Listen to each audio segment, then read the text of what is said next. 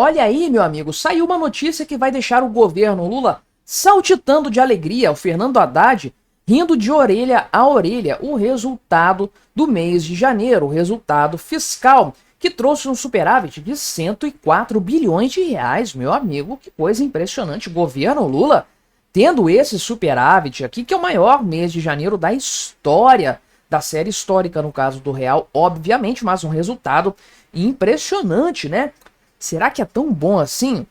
Mais ou menos. Primeiro de tudo, todo mês de janeiro dá superávit muito elevado, isso já é histórico, isso já é algo praticamente garantido, já se sabe que isso vai acontecer, e a diferença para os anos anteriores é pouco relevante, é um valor bem próximo, quase empate técnico em todos os anos. Então isso aqui é um ponto. Segundo ponto, tem um motivo para esse superávit ter ficado mais elevado no mês de janeiro e você vai tentar entender aí qual que é. Daqui a pouco eu explico o que que é, mas tá fácil de entender, tá fácil de saber por que que isso aconteceu. A verdade também é que a dívida bruta recuou em matéria de proporção sobre o PIB. E aqui tem outra explicação para que isso tenha acontecido também. Daqui a pouco a gente fala sobre isso, é claro. Embora, sim, o déficit anualizado tenha caído. É engraçado falar, né? Caiu para 956 bilhões de reais. Aqui já é o resultado nominal de fato, que é o que realmente importa. Continua sendo quase 1 trilhão de reais. É muita grana, meu amigo. Fora que as estatais tiveram um prejuízo de 1 bilhão de reais em janeiro, meu amigo. Em janeiro, uma alta de 322% em relação aos dados de janeiro de 2024, no ano que já foi muito ruim do ponto de vista da gestão das estatais. Ou seja, se tem superávit, se tem redução de dívida sobre PIB, isso não se deve à competência do governo Lula, à eficiência do governo Lula. Naturalmente não. Os motivos são outros, porque aqui, nessa notícia das estatais, está a prova da total incompetência do governo PT. Vamos conversar então sobre isso, mas antes não se esqueça de se inscrever no meu canal se você ainda não for inscrito. E se você quiser colaborar ainda mais com o meu trabalho, você pode se tornar membro patrocinador. Só clicar no botão Seja Membro aí embaixo, com valores de a partir de R$ 1,99 por mês, você me ajuda bastante. Pode ter certeza disso. Olha, eu me embolando todo aqui. Mas primeiro, antes de eu falar disso, trouxe uma notícia aqui, mesmo tema, né? Uma manchete da Jovem Pan para você ler comigo, porque eu vivo batendo na grande mídia brasileira. E eles têm que apanhar de verdade, não tem outra coisa, outra forma de lidar com isso. Olha essa manchete, o que que você entende lendo isso aqui? Dívida pública bruta do Brasil apresenta queda de 75,3% em relação ao PIB. Não é isso que eles queriam dizer. O que você entende lendo é que a dívida caiu 75,3%. Não animais. Não sabem escrever um título, uma manchete de notícia. Não, a dívida caiu para 75,3% do PIB. Olha a incompetência da grande mídia, que não sabe sequer escrever uma matéria, escrever uma manchete. Realmente o negócio tá escabroso de fato. Por isso que eu vivo batendo nesse pessoal, né? Pois bem, vamos ao superávit de 104 bilhões de reais do mês de janeiro, né? E aqui, eu não sei se tem um gráfico separado só dos anos de... Isso, tem aqui, ó, só os anos de janeiro de cada... O mês de janeiro de cada ano. Então, olha que o patamar é sempre esse aqui. Não tem novidade nenhuma desde 2022 para cá, né? Saltou bastante aqui na época do Bolsonaro e se manteve estável assim, aliás, né? Primeiro ano do governo Lula foi até menor do que 100 bilhões, mas esse aqui é o novo normal para o mês de janeiro. É o patamar padrão, né? O tipo de arrecadação que se espera para o mês de janeiro. Nossa, foi um recorde. Foi um recorde sim, mas muito próximo do que tem em relação a anos anteriores, né? Uma alta aqui em relação a 2024, de quê? 2%? Mais ou menos, né? Realmente uma coisa na margem de erro, conforme eu sempre falo aqui, né? 1,96% para ser mais preciso. Então, né? Entendi isso aqui. Outra coisa da grande mídia, né? Olha só. O resultado primário subiu 1,96% em relação ao mesmo mês de 2024, foi o que a gente viu aqui, né? Quando o saldo negativo foi de 102 bilhões de reais. Não, o saldo positivo, né? O caceta, não é superávit, o animal. Esse pessoal tá tão acostumado a dar notícia de déficit no governo Lula, que quando tem superávit primário, eles nem sabem noticiar direito, né? a mídia, aquela maravilha que a gente conhece muito bem. Então, sim, o mês de janeiro sempre tem as contas bombando, isso é um fato. E o déficit primário foi reduzido para 45,6 bilhões, deu uma arrefecida considerável, sem sombra de dúvidas, deve ficar nesse patamar mesmo até as coisas começarem a piorar, a depender do andar da carruagem econômica. Lembrando que a gente está falando de janeiro, a gente já está em meados de março, né? Enfim, tem a questão das estatais que eu vou falar ali, mas primeiro a explicação do porquê que esse superávit aumentou. Por que que teve esse número aqui em se tratando de governo Lula? Por um motivo muito simples, meu amigo. O governo não tem orçamento. Não tem orçamento aprovado. Você sabe, provavelmente vai ser votado na próxima semana, mas até hoje não tem um orçamento para o governo executar. Então, no mês de janeiro, muitas coisas ficaram ali dentro da estimativa, dentro do 1/12 e etc. Ou seja, por mais que o Lula quisesse gastar, ele não conseguiu gastar como gostaria por não ter um orçamento aprovado. Ah, não, mas isso não faz diferença alguma. Faz diferença, é por isso que o Congresso está segurando o orçamento, para pressionar o Lula, justamente por conta disso. Um orçamento não votado, não aprovado, não libera o governo para gastar como gostaria. Então tem que ficar segurando ali, andando com o freio de mão puxado. Por isso que teve superávit. O governo foi obrigado a gastar menos do que gostaria.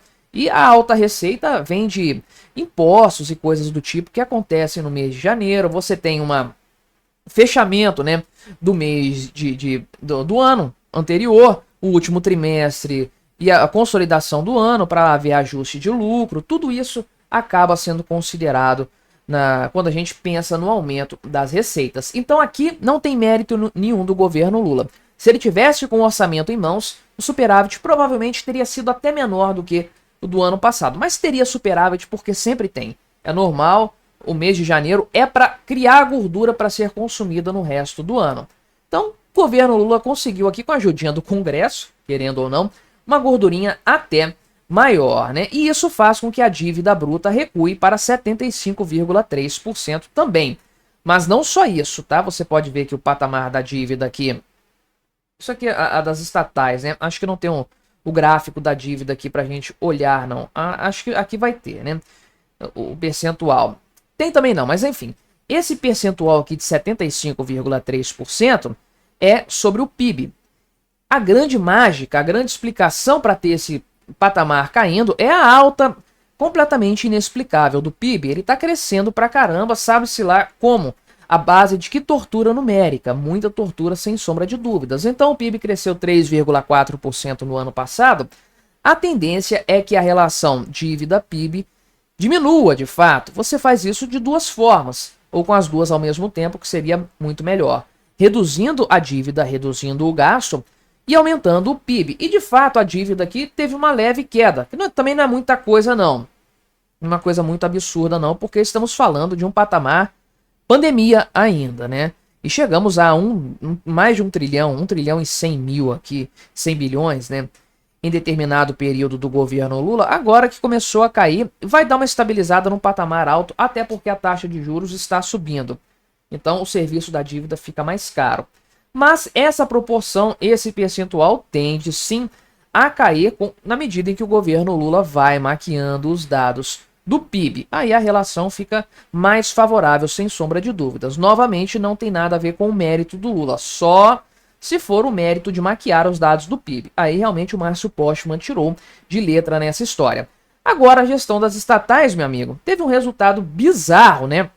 No acumulado de 12 meses, nós temos 7,42 bilhões de reais. Compara isso com o período lá na pandemia, o acumulado de 12 meses, no auge da pandemia no governo Bolsonaro, que tinha um superávit de 15 bilhões de reais. É uma piora de 22 bilhões de reais de patamar, uma reversão absurda.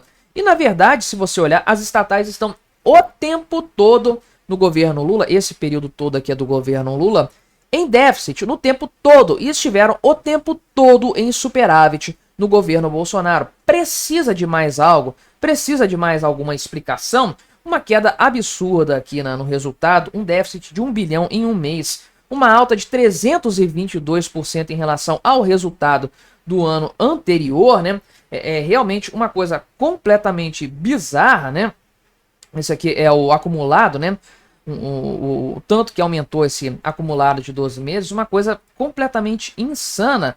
E mágicas do governo Lula, sem sombra de dúvidas, mostrando que não há mérito nenhum nessa história aqui. É um número favorável que vai ser explorado pelo governo, mas não tem nada a ver com a competência, muito pelo contrário, apenas escancaram quão incompetente é o governo Lula. Olha aí, meu amigo, finalmente saíram os índices de inflação da Argentina do mês de fevereiro. Eu tinha previsto que sairia mais ou menos nessa época mesmo, dado o histórico dos meses anteriores. Agora, olha como a grande mídia brasileira, a mídia esquerdista, está noticiando o tema. O pessoal do Poder 360 coloca: inflação mensal da Argentina acelera para 2,4% em fevereiro. Tá igualzinho ao Brasil, tá no mesmo patamar do Brasil. Não há o que se dizer que a condução da economia na Argentina está diferente. É uma clara tentativa de igualar os dois cenários que, obviamente, não tem comparação. Porque essa aceleração aqui é um aumento de estava em 2,2% em janeiro, foi para 2,4% em fevereiro.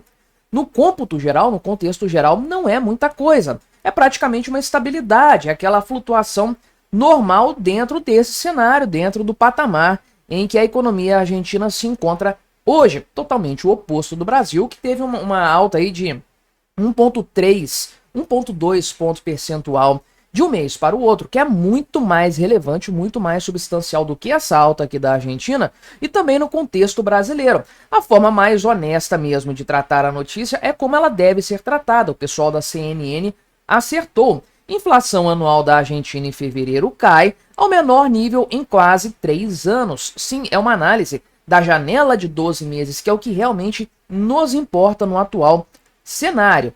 Mas nem toda a mídia consegue lidar tão bem assim com o sucesso da Argentina. E não é o primeiro vídeo do dia em que eu critico a grande mídia brasileira. Vamos conversar então sobre esse assunto, mas antes não se esqueça de se inscrever aqui no meu canal se você ainda não for inscrito. E se você quiser colaborar ainda mais com o meu trabalho, você pode se tornar membro patrocinador. Só clicar no botão Seja Membro aí embaixo, com valores a partir de R$ 1,99 por mês. Isso me ajuda bastante, pode ter certeza disso. Então, o aumento em relação a janeiro foi de 0,2 ponto percentual. Um aumento ali dentro da flutuação típica desse patamar de alta de preços mensal. Lembrando que nós estamos falando aqui de alta de preços, não é aumento da base monetária, que é o que realmente é a inflação. Pelo contrário, a base monetária na Argentina começou a diminuir já, mas isso é papo para outro vídeo. Pois bem, compara isso com o caso brasileiro. Isso aqui é uma queda de 10% no índice, aliás, uma alta de 10% no índice geral. No caso brasileiro, uma alta, se a gente colocar em percentual, de 1000%, sei lá, de um mês para o outro, né? Enfim, o índice subiu quase 10 vezes, né? Um pouco menos do que isso, dá uns 800% de alta. Enfim, não dá para comparar, mas a tentativa desse pessoal aqui é comparar. Agora, dá uma olhada nisso aqui, na evolução mensal. Você vai ver que isso acontece mesmo. A partir de maio, que é quando a inflação realmente despencou e ficou abaixo dos 5% ao mês, você pode ver lá, cai para um patamar, sobe um pouquinho, aí cai de novo, aí sobe um pouquinho, aí caiu, subiu um pouquinho, caiu, agora subiu um pouquinho. Tá dentro da normalidade, uma normalidade que aponta para baixo. Olha aqui, tá apontando para baixo desde então. Primeiro mês do Javier Milei, a inflação, a alta de preços acumulada, chegou a 25% e caiu agora para 10 vezes menos do que isso. Aliás, menos do que 10 vezes ainda. É uma coisa impressionante e é assim que a leitura tem que ser feita. Não, mas acelerou em relação a janeiro. Meu amigo, tem que ser muito canalha para pontuar a coisa desse jeito, para noticiar nesses termos. E essa variação é muito pequenininha, portanto, quase irrelevante no fim das contas. É praticamente uma estabilidade da alta de preços. Lembrando, os preços estão subindo, por isso que o valor está positivo. Talvez chegue aí o momento no futuro em que os preços caiam de maneira geral. Então teremos uma deflação, de acordo com a definição desse pessoal. Deflação também não é isso não, é redução na base monetária. Mas os preços ainda estão subindo, só que num patamar muito menor do que antes. Olha aqui 2023, por exemplo, dá uma olhada nessa parte aqui, pré-Milei, né? Podemos colocar assim. Os preços estavam subindo na casa de 6, 7% ao mês. em alguns casos, mais do que 10% ao mês. Meu amigo, isso aqui é mais do que a inflação acumulada do ano aqui no Brasil, né?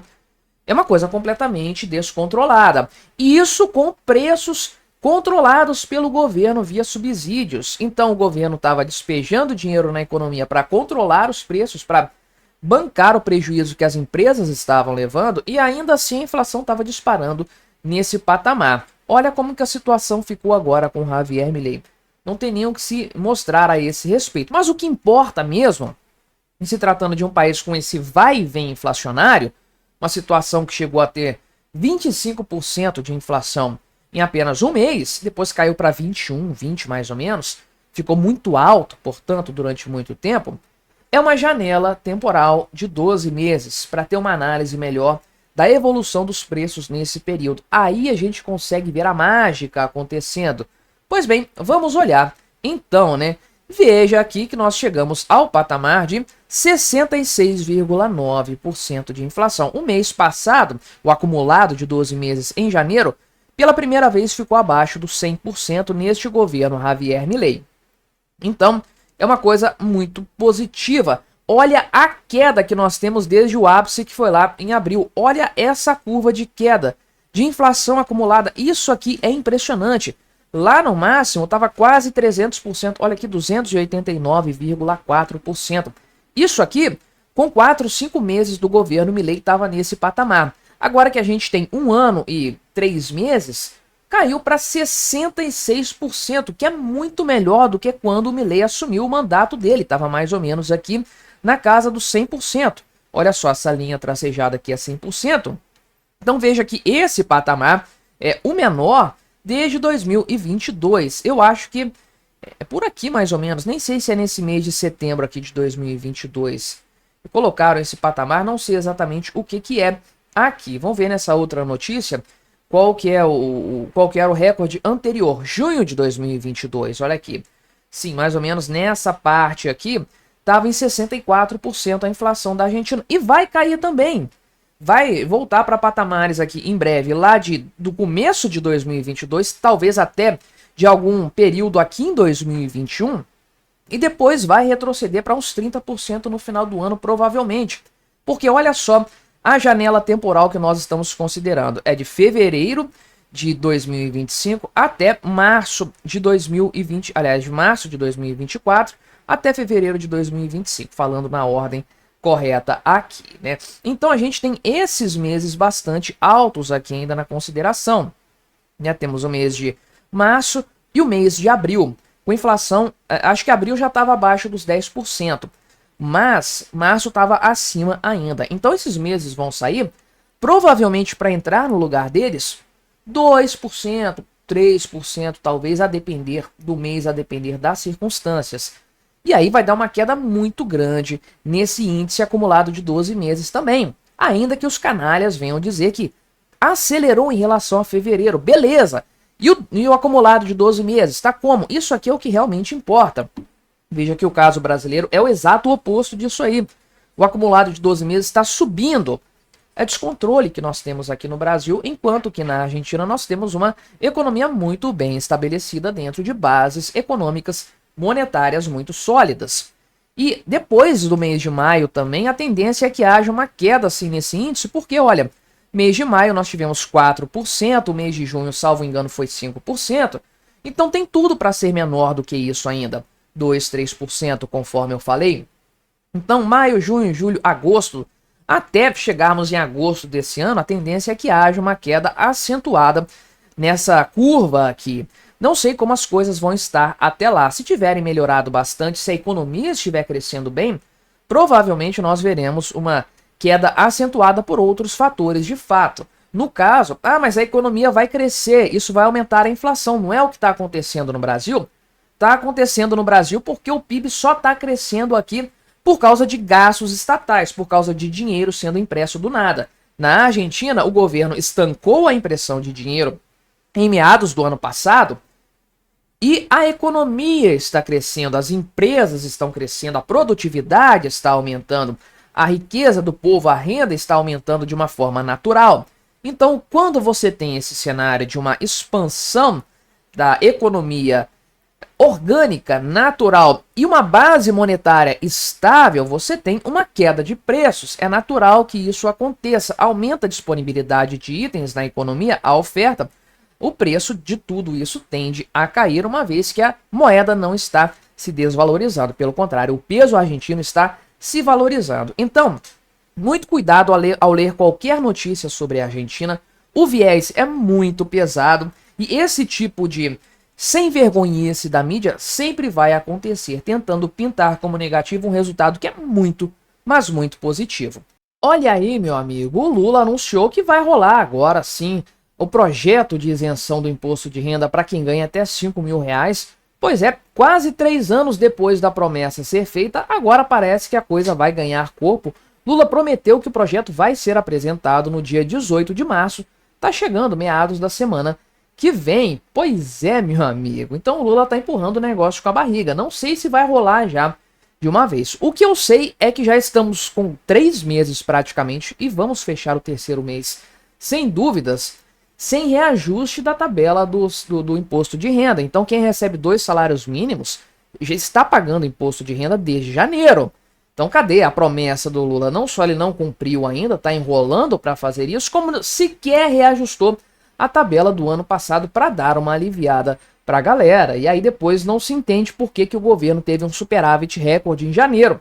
Pois é, meu amigo, por coisas desse tipo. Mas não satisfeito com esse tipo de lorota aqui, o Lula mais uma vez trouxe o tema dos alimentos. O cara tá preocupadíssimo. E aí a gente já sabe que isso aqui não passa de demagogia, de politicagem dele. O governo não tem plano para cobrir essa renúncia fiscal. Isso significa mais inflação no fim das contas. Porque o Lula tá falando aqui, né? Reclamando do preço do ovo e falou que o ladrão roubou o direito do povo comer. O ladrão é você, Lula. Em vários sentidos, por sinal. Ele disse que não encontrou uma explicação do porquê o ovo estar caro. Procura no seu governo o que você acha, o seu animal. Vamos conversar então sobre esse assunto aqui. Mas antes, não se esqueça de se inscrever no meu canal se você ainda não for inscrito. Se você quiser colaborar ainda mais com o meu trabalho, você pode se tornar membro patrocinador. Só clicar no botão Seja Membro aí embaixo, com valores a partir de R$ 1,99 por mês. Isso me ajuda bastante, pode ter certeza disso. Pois bem, né?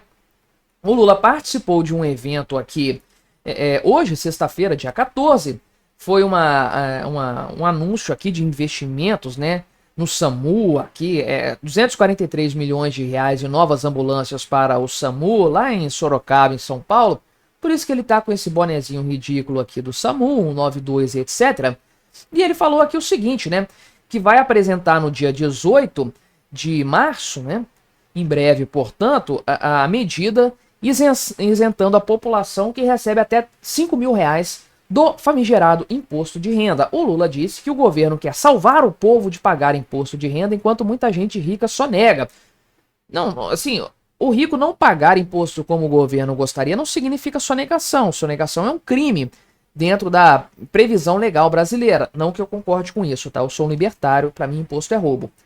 Mas não tem como você falar que gente rica tá sonegando porque o imposto de renda, a tabela não é justa. É problema do governo que estipulou essa tabela. Problema do Estado.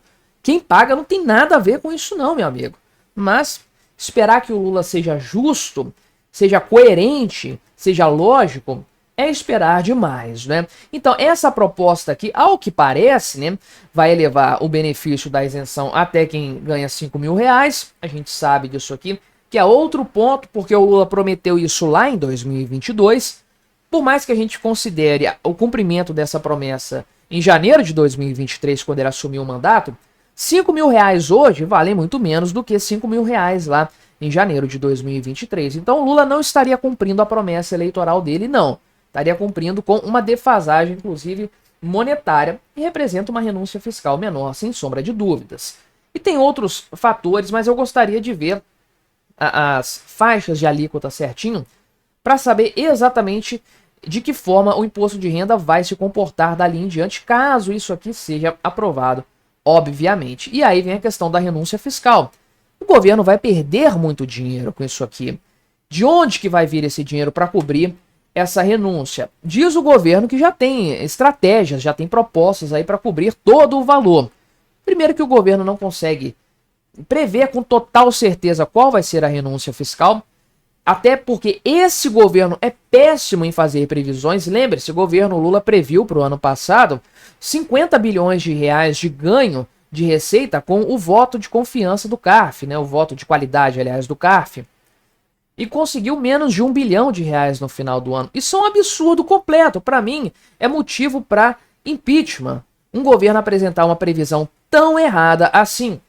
E o governo vive subestimando os gastos previdenciários também.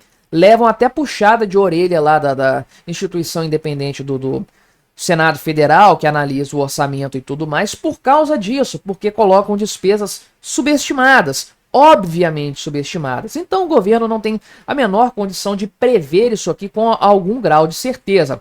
O que vai acontecer? Portanto, o governo vai ter sim, de fato, uma queda na arrecadação a partir daí. Fora que vai circular mais dinheiro na economia.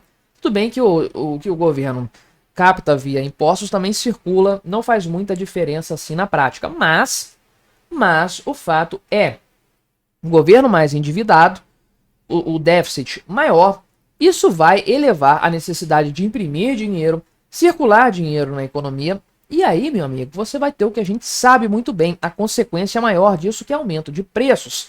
Então o governo vai trocar o imposto que incide sobre algumas pessoas por um imposto, o inflacionário, que incide sobre todo mundo ao mesmo tempo. E aí, conforme eu falei nesse mesmo evento, o Lula reclamou do preço do ovo. É claro, o cara é um demagogo, um enganador, um mentiroso. E ele falou o seguinte, né? Eu estou querendo descobrir que teve um ladrão, porque passaram a mão no direito do povo brasileiro. Não tem como explicar porque esse ovo tá caro. Alguém tá passando a mão. Esse é o dado concreto. Não sabemos quem era e nós queremos saber. Estão sacaneando as galinhas. Qual é a insanidade do cara? Meu Deus do céu, o que o cara tem na cabeça? Oferta e demanda. Câmbio. A culpa é de quem? A culpa do câmbio é de quem? É desse asno do Lula, do governo dele. O próprio... Foi o Paulo Teixeira que falou isso, né? Que os alimentos, os itens alimentícios, de forma geral, estavam caros por causa do câmbio.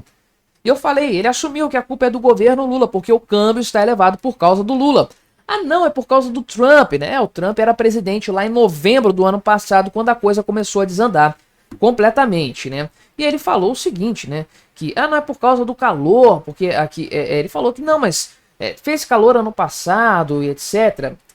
Enfim, o cara não sabe o que está falando. Essa é a verdade. Tem aumento do preço do milho, que é o subsídio para as galinhas. Enfim, tem vários fatores envolvidos nessa história. A demanda lá dos Estados Unidos e etc. Bem, agora, de fato, o preço dos ovos, pelo menos aqui, está caindo já, conforme eu previ. Era natural, era esperado que isso acontecesse. Houvesse uma correção nesses preços que estavam elevados por questões sazonais. O grande problema é que eles nunca vão voltar para os patamares anteriores. Aí que está a grande tragédia dessa história. O Lula mente mais uma vez, falando que não sabe de quem que é a culpa disso. A culpa é dele.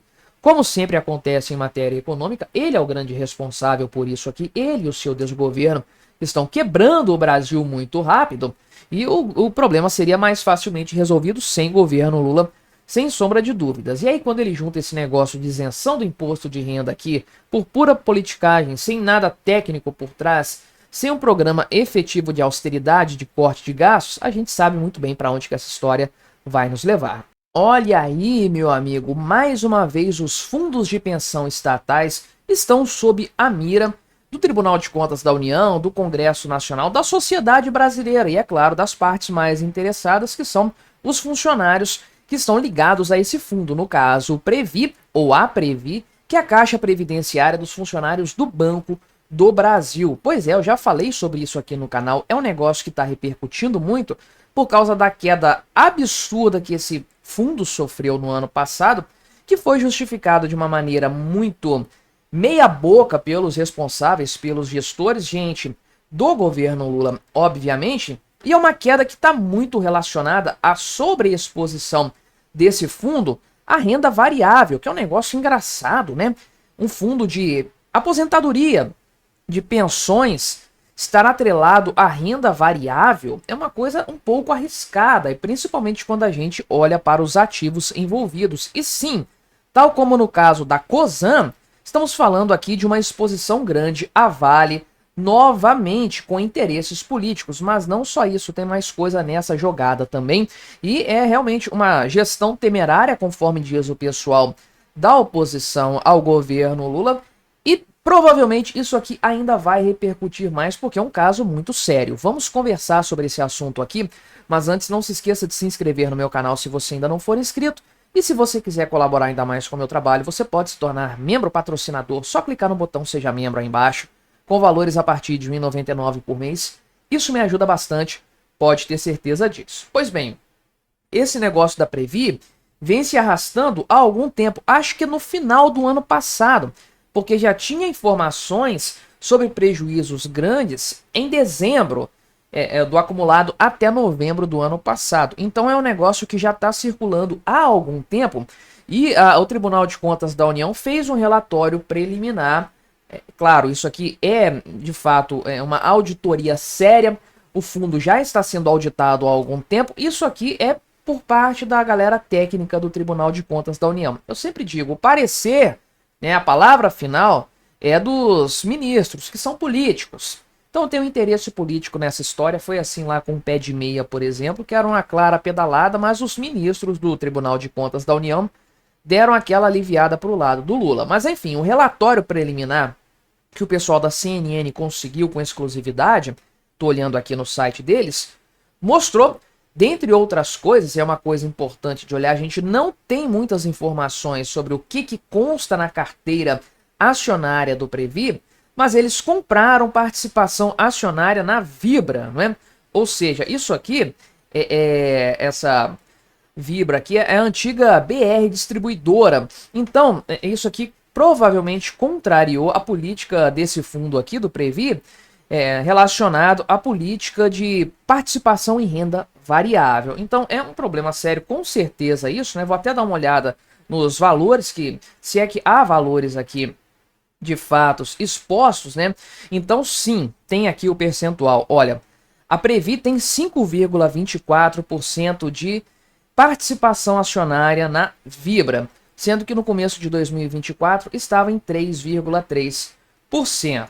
Tem um outro problema aqui também, que é a questão da escolha dos representantes do Fundo de Previdência aqui do Banco do Brasil no conselho dessas empresas onde há uma participação relevante, no caso da Vale aqui, obviamente, né, e da Vibra também, né? Quer dizer, eu não sei se é o caso da Vibra aqui, mas o que acontece? Os auditores do Tribunal de Contas da União auferiram que há uma mudança, houve, aliás, uma mudança nos critérios de seleção que antigamente levavam em conta, claro, capacidade técnica, formação acadêmica dos candidatos, e agora não, meu amigo. Agora, realmente, o interesse é ter gente política, gente alinhada nos conselhos das empresas. Olha aqui, João Fukunaga, né, é o presidente da Previ, o cara é sindicalista formado em História.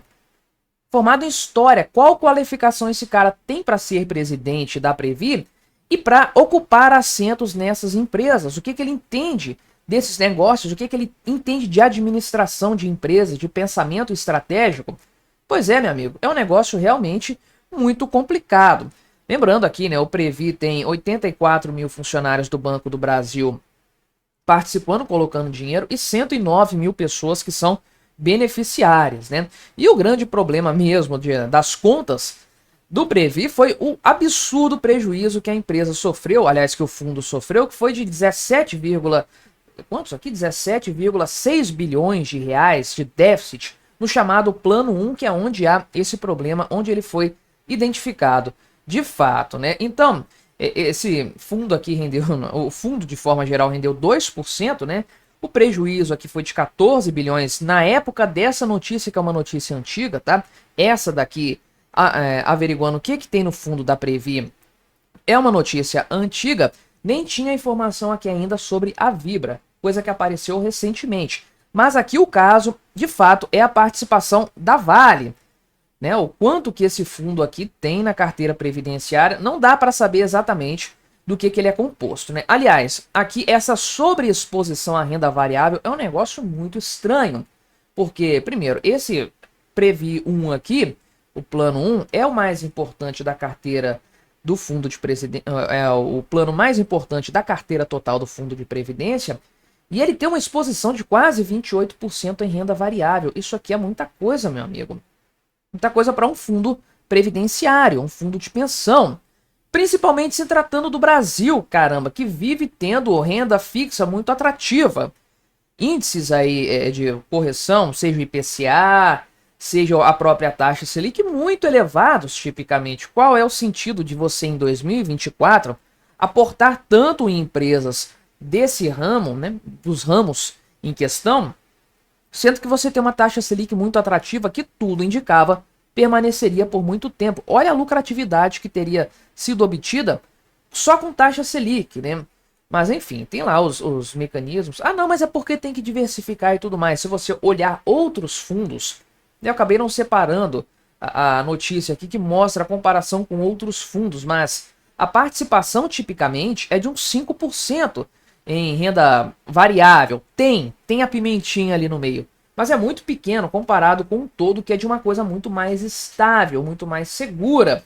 Tem que ser um investimento que não vai trazer prejuízos sequer imediatos, que é um problema, porque as pessoas têm que continuar recebendo as suas pensões, têm que continuar recebendo os seus benefícios. Então, se você tem uma carteira sua e é uma carteira de risco, de exposição a risco, beleza, você não depende dela para o seu sustento, a sua renda não vem dali. Ali é um ganho extra que pode acontecer, uma coisa assimétrica. Você pode eventualmente perder o valor que está ali, ou ter perdas dentro daquele valor, mas você pode ter um ganho substancial, que aí sim vai incorporar o seu patrimônio. Mas se a sua renda depende disso, provavelmente você não vai colocar em ações muito voláteis. Que é exatamente o caso da Vale. Eu falei disso no vídeo sobre a Cosan. Não faz sentido esse tipo de investimento tão pesado, exceto por questões políticas, por interesses políticos de fato. Então, essa notícia aqui já tinha, né, identificado que o grande problema essa daqui, na verdade, né, o grande problema é a Vale, é a culpada, né, de forma geral aí do prejuízo da Previ. Não só ela, deve ter mais coisa aqui também, porque as escolhas certamente foram muito ruins. E a Previ é a maior acionista individual da Vale. Ou seja, há um interesse claro de controle estatal dentro da empresa privada. O pessoal fala, não, a Vale foi privatizada. Mais ou menos, né, meu amigo? Porque se a Previ continua no controle da Vale, se ela tem uma força muito grande no conselho da empresa, então o governo tem uma posição muito grande ali, tem uma força muito grande dentro da Vale. É simples assim de entender. Então, na prática, o que nós estamos vendo? O que está sendo observado, né? O governo interferindo em empresas privadas através de fundos de pensão, através de aposentadorias de funcionários públicos, aqui no caso de gente do Banco do Brasil. Inclusive aqui eu não descarto a possibilidade da participação, né, na Vibra, que é a antiga BR Distribuidora, é você colocar o governo dentro dessa empresa para controlar preço de combustível, às custas de ex-funcionários do Banco do Brasil. Eventualmente dos atuais funcionários que vão ter que entrar com algum dinheiro para compensar os prejuízos que continuem a acontecer se for o caso. Enfim, um negócio escabroso que mostra uma clara interferência política num fundo que deveria ser tratado de forma técnica e é um baita repeteco daquilo que nós vimos no passado. Vão continuar cavando, vão achar mais esqueletos nessa história. É um relatório preliminar e a oposição tem mesmo aqui que fazer barulho, falar que é gestão temerária, falar que estão saqueando o Previ, porque é realmente uma coisa escandalosa. Olha aí, meu amigo, esta notícia mostrando que o Brasil está em um caminho sem volta. Ou seja, vamos inevitavelmente para uma recessão que deve começar este ano e se prolongar pelo ano que vem. E, obviamente, como era de se esperar, como era de se imaginar, a culpa desse cenário é do atual governo. E a armadilha, a arapuca está tão bem preparada, a tempestade perfeita está chegando de uma tal forma que mesmo as ferramentas tradicionais de controle desse tipo de problema agora são ineficazes. Não temos as ferramentas macroeconômicas, conforme eles gostam de dizer, para mitigar esse problema e possivelmente teremos aí alguns trimestres bastante perigosos, bastante danosos pela frente. Tempos difíceis a serem enfrentados, culpa do governo Lula, é claro. No fundo, a gente sabia que esse dia chegaria, só faltava saber quando exatamente. Parece que ele está muito próximo no horizonte. Vamos conversar então sobre esse assunto? Mas antes, não se esqueça de se inscrever no meu canal se você ainda não for inscrito. Se você quiser colaborar ainda mais com o meu trabalho, você pode se tornar membro patrocinador, só clicar no botão Seja Membro aí embaixo, com valores a partir de R$ 1,99 por mês, você me ajuda bastante dessa forma, pode ter certeza disso. Pois bem, essa aqui é uma análise feita por quem? Acho que não tem o nome da pessoa aqui não, né? Mas, enfim, tá no site Money Times e é uma análise muito bem feita, de maneira geral, muito assim, clara nos principais motivos que levam a esse cenário. Então, né, a economia já está dando sinais de perda de força, perda de aceleração desde o final do ano passado. Eu tenho trazido vários vídeos nesse sentido, falei recentemente da queda no varejo, que é um indicativo muito grande disso aí. E há dois motivos principais que nos levam a acreditar que a economia brasileira vai se encaminhar para uma recessão e que não há muito a se fazer dentro da atual estratégia econômica, se é que há alguma estratégia econômica no governo Lula. Quais são esses motivos, né? Primeiro, o motivo para essa desaceleração tá embutido, tá incluído nessa própria estratégia aí, né? Que é justamente você subir a taxa de juros para segurar a inflação. E aí você acaba travando a economia, fora que o governo não está imprimindo dinheiro como fez em grande parte do ano passado, no final de 2023 também. Então a economia já está desaquecendo por causa de uma redução no gasto estatal, querendo ou não o Lula, né? E o segundo ponto aqui, que acaba configurando a certeza dessa crise, dessa recessão, é que os instrumentos tradicionais que poderiam suavizar os impactos dessa recessão têm seu uso limitado neste momento, né? Problema aqui principal, nos últimos anos a economia brasileira está crescendo acima da sua capacidade, o famoso hiato do produto, o PIB potencial é muito menor do que aquele que nós observamos na prática, né? Então, a produtividade, por exemplo, aqui medida pelo pessoal da Fundação Getúlio Vargas, está estabilizada nos níveis pré-pandemia. Então o Brasil não está crescendo economicamente. Dos últimos 5 anos para cá, pelo menos, estamos andando de lado, né? Só que a renda das famílias subiu 14%, incluindo aqui benefícios sociais. E aí, como é que você me explica isso? A renda subiu, mas a atividade econômica está parada. A produtividade está parada. De onde que saiu esse dinheiro? Foi criado do nada, obviamente, mas ele circula na economia e eleva o preço de tudo de forma geral, né? Aliás, em 2024 a renda cresceu 6,3% acima da inflação e a produtividade estagnada, como sempre. O Brasil não cresce do ponto de vista econômico. O que acontece, né? Bem, o custo do trabalho fica maior, isso aqui, né? Se a renda está aumentando, está todo mundo pagando salários maiores. Como que você paga um salário maior sem ter mais produtividade?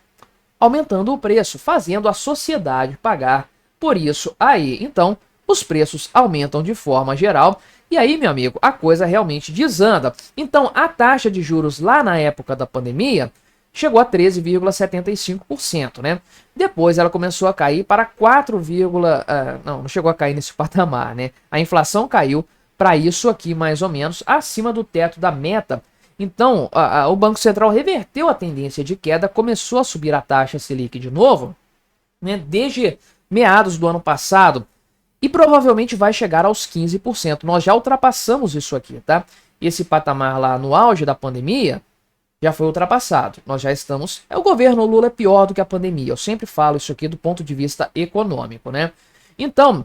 provavelmente o IPCA vai continuar alto, ainda assim é aquele cenário de taxa Selic elevada, uma taxa de juros muito alta e uma inflação ainda assim elevada. Seria pior, obviamente, sem essa taxa Selic aqui, mas está muito acima do teto da meta, né? Então o pessoal considera que lá em 2026, no final de 2026, é a expectativa do mercado, a taxa Selic vai estar em 12,5%. Não tem economia que se desenvolva com uma taxa de juros elevada por tanto tempo. Estamos falando aí na prática de 2 anos e meio de taxas elevadas, acima aí dos 11%, provavelmente, 12%, né? Então realmente é uma coisa bastante complicada. E aí o que acontece? Essas pressões inflacionárias podem demorar ainda algum tempo para serem dissipadas, então o Banco Central não vai conseguir reduzir essa taxa de juros muito rápido. E aí nós entramos no Problema da recessão: uma taxa elevada faz com que negócios não sejam realizados, negócios sejam paralisados e dívidas fiquem mais elevadas, a ponto até do calote, a ponto da empresa não conseguir pagar as suas obrigações, porque obrigações foram contraídas lá atrás numa taxa de juros inferior, que uma taxa agora está muito mais elevada, então o total da dívida tende a subir bastante, muitas empresas ficarão insolventes. E aí o que acontece? Você tem com a quebradeira das empresas, que eventualmente pode acontecer, um desemprego maior também, fazendo com que a renda média caia. A atividade econômica vai desaquecer também por causa do desemprego e a coisa vai se retroalimentando, né? Então, o pessoal coloca aqui que tem chances de ter uma contração aqui do gasto público, né? Enfim, o resultado primário deve ficar dentro ali do limite da meta, então tá naquele grau de controle e tudo mais. Só que o grande problema realmente é o seguinte, né? Que o governo não vai conseguir melhorar esse cenário de uma forma substancial a ponto de salvar a economia brasileira, seja até mesmo pelos sinais emitidos, que é uma coisa importante, mas que acaba passando batida. Se o governo indica coisas positivas para o mercado responde positivamente. Então, pode ser um molejo que falta hoje para salvar a economia brasileira de entrar numa recessão de 1 ano, 2 anos, a gente não sabe quanto tempo, né? Que é justamente o ponto que eles colocam aqui, que a saída para esse problema estaria nas expectativas. O governo convencendo os agentes econômicos de que haveria uma mudança na estratégia no sentido de equilibrar as contas públicas, de melhorar as condições financeiras no Brasil, inclusive aqui no curto prazo, fazendo com que a confiança aumentasse no governo, e aí sim você teria um contrabalanço disso aí, que seria o investimento voltando a fluir para o Brasil, que é o que a gente precisa realmente para um desenvolvimento econômico. Só que a gente sabe que o governo não consegue fazer isso, o arcabouço fiscal já se mostrou um fracasso completo, né? E o Lula não fala nada nesse sentido. O Lula não fala absolutamente nada que o comprometa com corte de gastos. Muito pelo contrário, ele já deixou bastante evidente que, a depender dele, não tem correção nenhuma. Então essa é a leitura correta que o mercado faz da situação econômica fiscal no Brasil, o que torna praticamente inevitável que sim, a economia brasileira, que já está perdendo força, continue desacelerando até o ponto da recessão, e que provavelmente será o caminho sem volta para este ano e para o ano que vem também, meu amigo. Serão anos difíceis aí pela frente para todos nós brasileiros. Mas me diga aí o que você achou desta minha análise, colabore com o nosso debate, se inscreva no meu canal se você ainda não for inscrito e até a próxima.